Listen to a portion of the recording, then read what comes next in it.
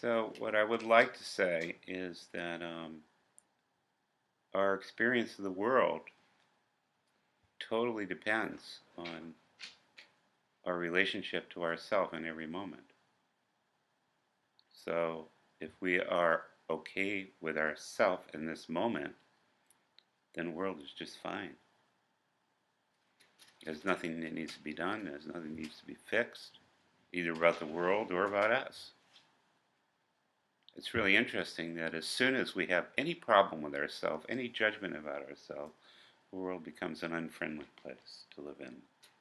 And all of a sudden, we've become Don Quixote going out to fight the windmills. And it's exhausting. It's exhausting. Now, Martine, you mentioned the bag of bones. We all have a bag of bones. We all have stuff that we have accumulated over the years, guilt and a lot of judgment of self, judgment of others, all that stuff that we are carrying with us inevitably. And when we begin to try to develop a loving relationship with ourselves, this stuff inevitably comes up. We're not going to stop that from happening, but what we can do is learn how to hold it, learn how to be with it. That's what this work is all about. It's not trying to manipulate and control our experience, it's learning how to be with our experience. Part of the reason that we're all carrying around this bag of bones from the past is that we were not able to be with our experience when it was happening. So we stuffed it. Or we found a way of disconnecting from ourselves or from others. And so, yes, of course, we carry that deep inside of us at an unconscious level.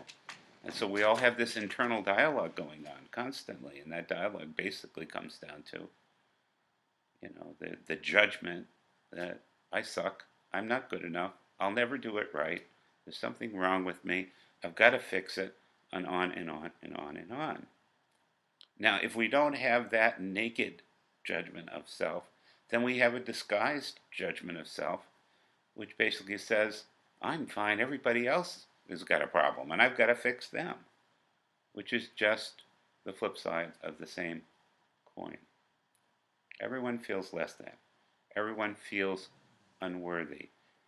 Everyone has disconnected from life on some level or another. So we can't go back into the past and grab that stuff and heal it back into the past. We have only the present. So when the bag of bones is up and we're looking at what's there, all that old stuff, all those old patterns, we have an opportunity to be with it in a different way. Now, how do we be with it? Well, we want to be able to be with it compassionately. The hardest thing that we do in this work is to see with compassion. That is one of the core practices in the Real Happiness work, to see with compassion. If we see with judgment, all we do is add to that bag of bones. And all we do is to continue to reinforce that feeling that we are less than. Even if that is manifesting as we're great and everybody else sucks. But we will continue to do that if we can't be compassionate with our experience. So, how do we be compassionate with our experience? Number one, we simply accept it as it is. This is what happened. I made a judgment about it. It led to blah, blah, blah. And we really try to refrain from interpreting what happened or deciding why it happened or going into what we need to do about it or how we need to fix it. We just try to be with it and accept it. This is part of what's here in consciousness. And I need to be able to be with this. If I'm afraid to be with it, if I stuff it again, I'm just adding to that sack that I'm carrying around. So can I be with it and breathe and know that I'm okay, even though the stuff is coming up? coming back to where we started, my relationship with the entire world depends in this moment on my relationship with myself. In this moment, I'm either a victim or I am creating my life the way I want it to be. And the only way that I can create my life is to accept what is and build on that. Even if what is hurts, even if it's painful, can't make it go away if it's there. Okay, now, like I've said to many of you over and over again, you don't have to get a shovel and go digging for all this crap, That's not what this work is. But when it comes up, it's saying, okay, will you be with me now? Will you be with this experience without judgment? Or if judgment comes up, can you be with that judgment with compassion? Can you keep trying to catch it somewhere so you're just okay with the experience you're having? Because as soon as you get to the place where you are okay with the experience you're having, everything shifts.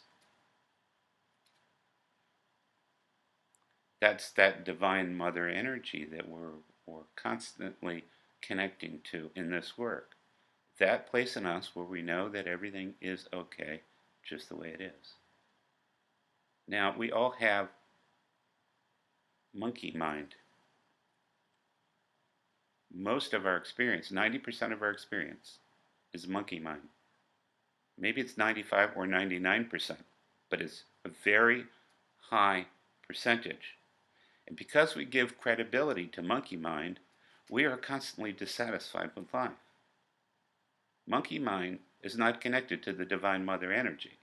Monkey mind is disconnected from the divine mother energy, from the source, from the absolute certainty that we are okay the way we are.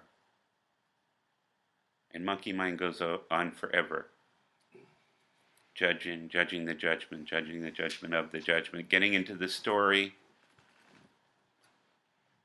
What a story we all have. This is why this happened. This is why I can or can't do that. This is what I got to do to fix it. Regurgitating all the things that happened in the past that we might feel bad about, the injuries that we've received, the injuries that we've given, instead of saying, can I be with this right now? Compassionately and accept what happened. Breathe with what happened. See that this is an experience that had a big impact on me. And really take that in. Really connect with it. Experience it fully without judging. Just being present for life as it is right now. Being present not just for the external aspect of life, the events and circumstances and the other people and whatnot, but being present for the psychological material that is coming up constantly within consciousness. Can we be present for all of that and hold it gently? Now, monkey mind cannot hold anything. So, to be able to hold it means to go to a different place. That's why we say, take a breath. Slow it down. Take a breath. Close your eyes. Come into your heart. Connect with that place in you which is capable of holding the monkey mind consciousness. Otherwise, you're just going to be going through that drama over and over again, and there will be no peace of mind or heart. So, the difficulty of this path is that it's spiritual practice. It's moment-to-moment spiritual practice. There's no magic bullet that we can offer anybody. We are the contents of consciousness. And either there is a witness there or there isn't. If there is no witness, there's just monkey mind doing its thing. It looks just like a bunch of monkeys in a cage running around, jumping on each other. You know, it's comical, but there is no sanity in it. When we have a witness, then all that can be happening, and we can make our peace with that. We can say, okay, there are many different things happening in consciousness right now. Many of them are reactive. And I can be with that and I can experience it without finding fault with myself. And I can be in a heart space with all of that. Now, we don't make monkey mind go away. The only one who tries to make monkey mind go away is the monkey. But when we're in the core self, when we're with the divine mother energy, what happens is monkey mind begins to quiet down. The chatter. It's not like it goes away totally, it just begins to die down a little bit. And the more we come into the heart, the more that just sort of fades. And we come into this temple within, which is very rich. This temple that says, I am okay the way I am, so is everybody else. And this is just all about being present and accepting what is happening in this moment. There's no have to do this, there's no have to do that. There's nothing that needs to be interpreted or analyzed or fixed or judged. It's just okay the way it is, and I can be present with it. That leads to the experience of ecstasy. But ecstasy is not something that happens up here. It's something that happens right here in our hearts.